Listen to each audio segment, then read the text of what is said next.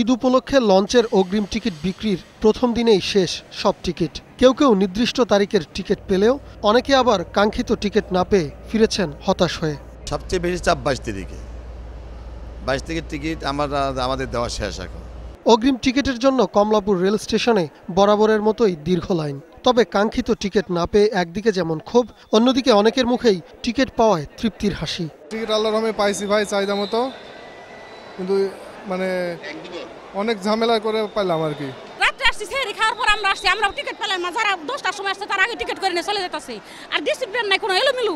এদিকে Kamalapur rail station পরিদর্শনে গিয়ে র্যাবের মহাপরিচালক বলেন, ঈদে বাড়ি ফেরত মানুষের নিরাপত্তা নিশ্চিত করতে বাড়তি নিরাপত্তা নেওয়া হয়েছে। Rail station, bus station, launch station সব জায়গাতে কিন্তু আমরা বিশেষ ক্যাম্প স্থাপন করেছি। অধিকাংশ টিকিট বিক্রি হয়ে যাওয়ায় বাস টার্মিনালগুলোতে যাত্রীদের চাপ তুলনামূলক কম ছিল।